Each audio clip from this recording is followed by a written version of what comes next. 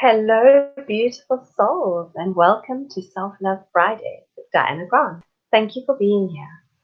I see that we still have a little bit of a lag on the video image. We are working on it at the moment. My darling husband is downstairs talking to our Wi-Fi provider, and we're really hoping to find a solution. Obviously, the best would be to get fiber directly to our home.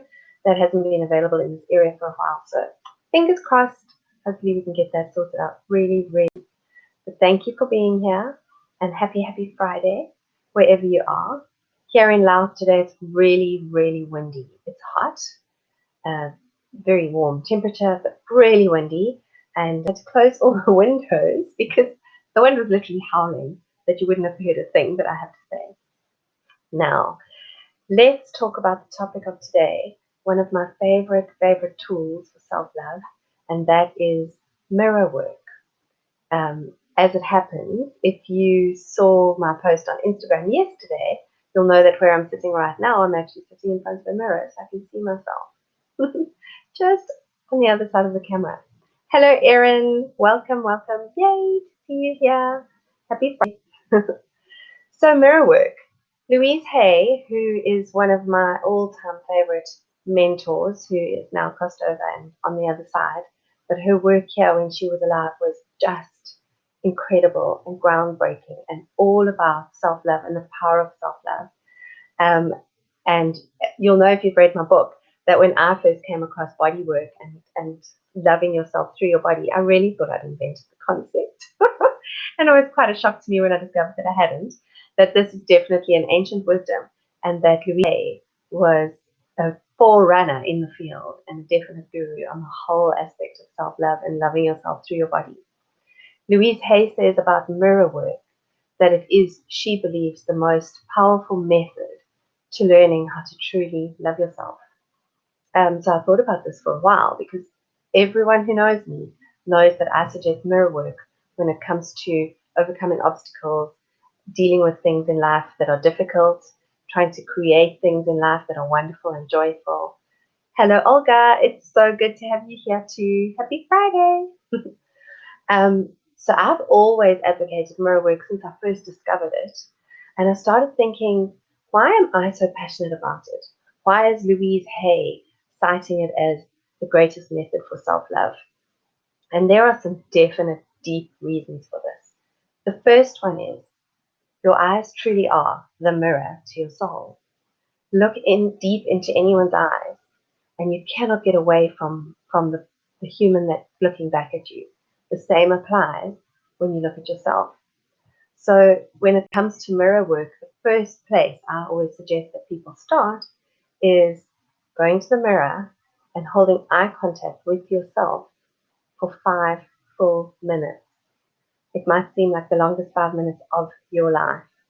I have suggested to some people to start a little bit shorter, like I do with Deepak Chopra does a meditation for 3 minutes. So you can start with eye contact for 3 minutes if you've never done it before.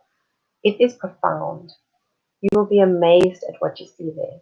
A lot of emotions will come up because if you haven't done mirror work before, or you haven't done it for a while, or you're not completely in touch with yourself, there are definitely a lot of emotions that we, in general, as human beings living our lives, put away. And when we're faced with our own eyes looking back at us in the mirror and holding eye contact, we really get to connect with who we are on the deepest level. Second to that, in that space, you can't escape the emotions that come up. They're there. They come up. You're looking into yourself and the emotions come up. So what a powerful way to realize what's going on for you in that moment. And to really get into touch with, you might feel anger and you're not sure where it comes from. You might feel sad. You might feel sort of weepy. You might have a giggle, and you can really connect with those emotions. Great opportunity to figure out what's going on in your emotional body. The other thing is that you become immediately aware of any resistance that you're holding. So, for example, if some anger does bubble up while you're looking at yourself, you'll try and shut it down. But if you're holding eye contact with yourself, that's going to be borderline impossible, probably impossible, I'd go with. So you pick up where there's resistance. And as soon as you know what your emotions are and what the resistance is, you've got something to work with straight away. How can I love myself better now? If I'm feeling anger and I'm trying to shut that anger down, let me dig a bit deeper. Let me think about what the anger could be about. What else did I write down here to share with you today? Oh, yes, it creates such awareness of the thoughts and the words that are running through your head. And with mirror work goes hand in hand with affirmation. Now, the actual definition of an affirmation is anything that you think and anything that you say is an affirmation. So basically, all day, every day, we are affirming our reality. I always say to people, the words are your wand. I think I drive the people around me nuts, but I'm always saying your words are your wand. Watch what you say, watch what you think. Doing mirror work, being in that space, in that quiet space with yourself, you suddenly become very aware of what your thoughts are and very aware of how they impact you. So many of us judge ourselves. We carry shame that we don't even deserve the shame. It's in our DNA. It's handed down to us. We have bitterness, we have resentment, we have pain that it's so natural as human beings to park these emotions. When you're looking at yourself in the mirror and those emotions come up and your thoughts in response to those emotions come up, you can suddenly become very aware of how you can be doing the very opposite of loving yourself every day, even when you think you're being good to yourself. I've dealt with a lot of people who love themselves as in they practice self-care. They have a good balanced, they try and keep a balanced lifestyle. And what they're not aware of, though, is the toxic thoughts that are running through their mind in the background of what they're doing. And they find themselves being kind and generous, but running out of steam a lot, getting exhausted a lot, finding themselves going in circles and feeling stuck, like they're not advancing. And when you dig down to it, you find that what's happening in that case is that the person has some very negative thoughts running in the back of their head all the time. They're judging themselves harshly all day, every day. The critic, the inner critic who lives in all of us, has been given the seat of power. So again, coming back to mirror work, when you're in front of that mirror, in front of yourself, you get to really see what's going on there. And you can stop that with the power of affirmation work and mirror work, which I'll still get to. The last point I want to make is that in addition to all of these aspects of yourself that you get to connect with and meet, you also get a chance to reconnect with your inner child. We all have a part of our soul that is still in that childlike space and always will be. In fact, I think it's one of the best parts of us. If she's loved, if she's cared for, if she gets the attention and the admiration that she deserves. Otherwise, she can turn into a little monster. And it can be our inner child that creates havoc for us. It can be our inner child that destroys relationships for us. So again, when you're in front of that mirror, you get to come face to face with your inner child and discover what's she stamping her foot about? What is she having a little temper tantrum about? What is she crying about? And this is the opportunity to get involved, roll up your sleeves, and love her better, so that she can become your best ally and friend. Inner child work is a very big topic, which I will cover here again on another day. Very, very powerful. So I'm just mentioning it here. There will be a day when I actually cover it and go into a bit more depth about it. It's a very, very powerful method as well. So how to start mirror work if you have never done it before? As I said, step 1, get in front of the mirror. Make eye contact and just hold the eye contact.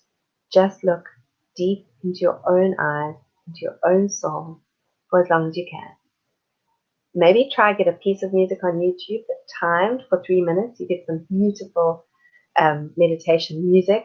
In fact, I think last week I might have said that I would post on last week's video, and I've just remembered that I didn't do that. So I'll do it on this week's video. I've got a lovely 3-minute clip. Actually, Olga, you first sent it to me. And it really is a delightful piece of music, and it runs just for 3 minutes, and it's just perfect. So I'll share that with you. Maybe put that on and then hold the eye contact with yourself and see what comes up. The next step to doing it is get into a daily practice. So make a commitment to yourself. Say to yourself, I'm going to do this for a while. Let's test it out. Let's do 7 days. Let's do 7 days of mirror work. In fact, I challenge all of you watching to start mirror work today for 7 days and see how it goes. And then give me feedback and let me know how it does go, because it's really, really powerful stuff. So once you've made that commitment, figure out what is the best time of the day for you. Because for me, it's the morning. It has to be in the morning. In the morning, I do my meditation, I do my yoga, I do my journaling, and then I go and spend some time with myself in the mirror. Even before any of that, though, the first thing I do every single day is I go to my bathroom mirror and I greet myself. And I greet myself with very loving names. Good morning, my beautiful queen. Good morning, gorgeous goddess. Good morning, sexy lady. I have got so many beautiful nicknames for myself, and it really, really feels so good. So yes, pick a time of the day that works best for you. Once you've done that, think about, there are 2 aspects to this. The first aspect is thinking about the fact that I said earlier, your words are your wand. What do you want to create for yourself? So come up with an affirmation, so basically a sentence of words that describes something that you want, whether it's a state of being, or I would stick to a state of being because we're working on self-love. How do you want to feel? How do you want to be? What state of being do you want for yourself? And then create an affirmation as if it is already true. For example, one that I love, I am of great value and service to the world. Everything I do adds value. Simple. It's in the current tense, so never use past tense and never use future tense. It's I am, it's right now. Create an affirmation for yourself and then start working with that. See what happens. You will literally start living the truth of that affirmation. Then on the other side, there is acknowledgement affirmations, which is great. So when you achieve something in life, so it could be something big or small, something that you've said, I want to get this right, or I want to do that. So let's say today, one of your to-do things on your to-do list, you've said you want to do X, Y, Z, and then you get it done. Jump up, take a 2-minute break, go to the nearest mirror, and affirm that. Tell yourself, well done. Hey, gorgeous, well done on clearing out your inbox. That was one of the things you really wanted to do today. It's done. Well done. And then you can follow on with an affirmation of, I maintain a clear inbox. My inbox is always up to date. I know exactly what's going on in my email. Something like that. And so you go from affirming and acknowledging what you have achieved and then stating it as if it's an ongoing state of being. This becomes such a fun part of your everyday life. And it's possible to do no matter where you are. You could be in a restaurant and pop to the ladies' room or the gents. You could be at work and pop to the bathroom. You can be at home. With everyone being at home a lot lately, there's a lot more of these fun practices that are sort of easier to get comfortable with before you go out and carry them out into the world. But really, I know for a fact that in the next few years, most people all over the planet will be using mirror work every day because it's my mission to share it. Then what else did I want to share with you? Okay, so you've committed, you've selected a time of the day that works for you, you've created your affirmation. Then start repeating your affirmation. So even when you're not in front of the mirror, let's say you're at your desk. I'm sorry, I have Alexa, Amazon in my home. Let me just deal with it. Alexa, do not disturb. Oh, lovely. I really should have done that before I started. Sorry, everybody, and thank you for bearing with me. So back to the steps of getting comfortable with your mirror work. You've committed, you've selected the best time of the day, you've created your affirmation, and then start repeating it even when you're not in the mirror. So let it pop into your head and run through. So what you're doing there is you're replacing the thoughts that might have been running before in a more negative way with your new positive affirmation. So you can see how mirror work and affirmations work really, really well together, and they tie into each other. Then, a very, very important step. When you are in front of your mirror, embrace the emotions that come up. There are going to be difficult moments. There are going to be very emotional moments, mixed emotions at first. You might struggle to figure out what's going on. Initially, that will just come from the mere fact that you've taken 5 minutes out of your time to spend with yourself. You might feel so overwhelmed by that because we put ourselves right at the end of the list so often. And where should we be? We should be right at the top of the list. We should come first. And your inner self knows that and feels that and wants that. Your inner child yearns for that. So when you first start with 5 minutes in front of the mirror, you will have a lot of emotion coming up. Allow it, embrace it, let it be. If you can and you want to take the practice further, maybe sit for 5 minutes afterwards and just write down what came up for you. Adjust your affirmation then. Adjust your affirmation to work around the emotion that comes up. Earlier I mentioned anger. So if, for example, I started mirror work and I felt anger coming up in me, I would then work on my affirmation to embrace the fact that I'm free of anger and I'm joyful and I'm living a joyful life and a fulfilled, joyful life. So just work it around that. Give it a nice workaround, but do acknowledge it. Don't just brush over it. Don't ignore it. Erin, that's wonderful. Erin says, that's been this year's lesson for me, that I come first. And Erin, I'm sure you can attest to the fact that you feel like a very different version of yourself, that you feel more empowered and more capable and more able to get up and go every day simply by putting yourself first. I know that's been a big thing for me over the years as I learned this lesson myself, with my passion to want to share it, that it has been that feeling of, I can do this because I'm holding myself in first place.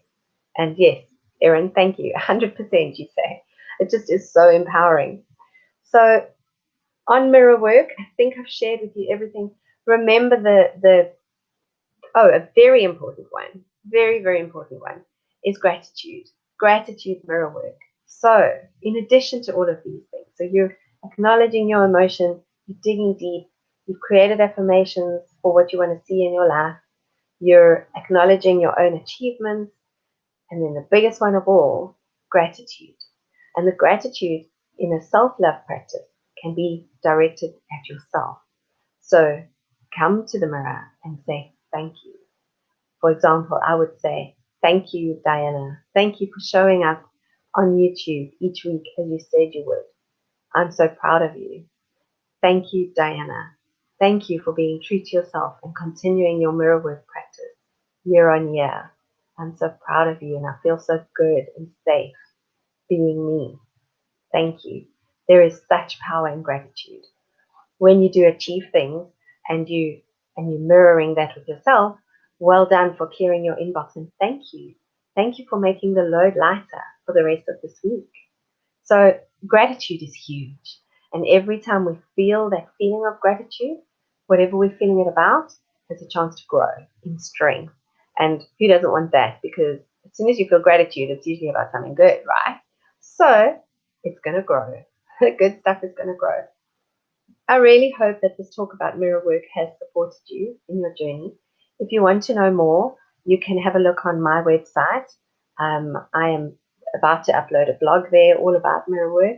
You can also look up Louise Hay and just Google mirror work. There's so many people out there sharing about it and with different aspects and different ideas, all kind of culminating towards more or less the same thing.